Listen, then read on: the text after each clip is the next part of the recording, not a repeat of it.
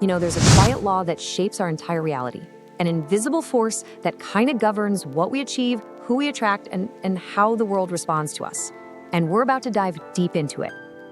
Really think about it for a second. That moment where you shifted something inside yourself, and suddenly everything, the opportunities, the conversations, the whole vibe of your life, it all seemed to shift right along with you. Yeah, that's not a coincidence. And here it is. This is the fundamental principle.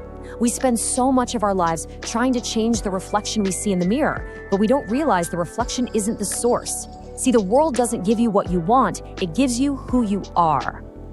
And this isn't just some nice metaphor, Psychologists actually have a name for this, the looking glass self. The idea is that our sense of self is built from how we think others see us.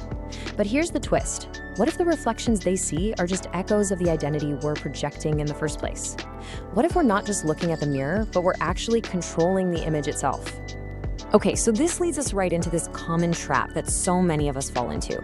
This obsession with the what, the goals, the outcomes, the desires, the reflection in the mirror. We get totally fixated on the goal. Lose the weight, build the business, write the book. That's like polishing the mirror, just hoping the image will change. But there's a much deeper level, the system, the identity. That's the source of the reflection.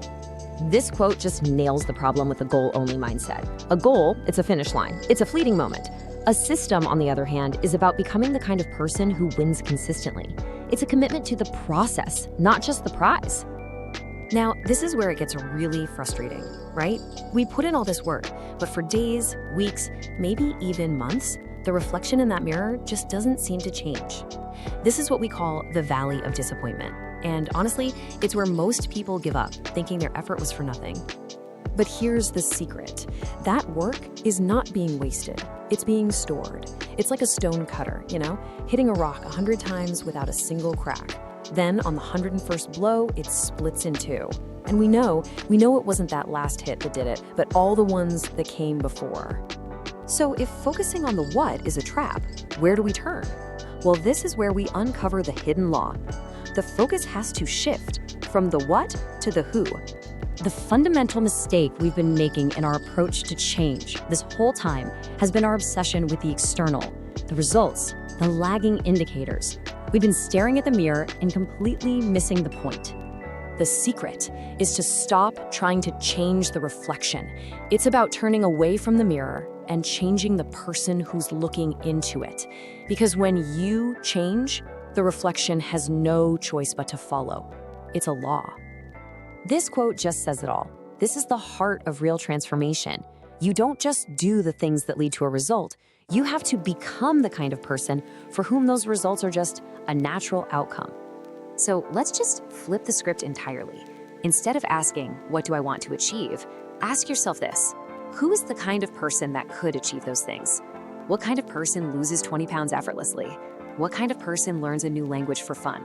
That is the real starting point. So that's the big idea. But how do you actually do it? How do you change who you are? Well, it's not about some grand gesture. It's actually through small, undeniable acts of proof. The process itself, you'll see, is deceptively simple. First, you decide, not what you want to get, but who you want to be. Then you just start gathering evidence. You start proving that new identity to yourself, one tiny win at a time. And this right here, this is the absolute key. Think about it like this. Every single action you take is a vote for the type of person you're becoming.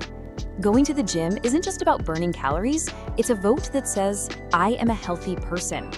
Writing one page isn't about word count. It's a vote that says, I am a writer. There's this amazing story about our photography professor. He split his class in two. He told one group they'd be graded on the sheer quantity of photos they took. The other group, they'd be graded on the quality of a single perfect photo. At the end of the semester, guess where all the best photos came from? The quantity group. Why? Because they weren't sitting around theorizing about perfection. They were out there, taking photos, learning, and casting hundreds of votes for their identity as photographers. Let me give you a real-world example. A friend of mine lost over 100 pounds by asking herself one simple question, over and over again at every decision point. What would a healthy person do? Stairs or the elevator? Water or soda? Each choice was just a small vote. But over time, those votes compounded until she didn't just act like a healthy person, she was one. Okay, let's bring this all back home. We've uncovered the law, the mechanism. We now understand that our reality, it's just a reflection of who we are. Your current results, your health, your wealth, your happiness, that's not your identity. That's just the lagging measure of your past habits. They are the old reflection of who you were. And this is exactly how it builds. The reflection you see in your life today is a direct result of the identity you've been repeating. As you can see, your wealth is just a lagging indicator of your financial habits. Your weight is a lagging indicator of your eating habits. You don't get what you want, you get who you are. So if your reality really is a mirror, and every action is a vote, then the most important question isn't what you want to achieve tomorrow. The real question is, who are you casting your vote to be right now in this very moment?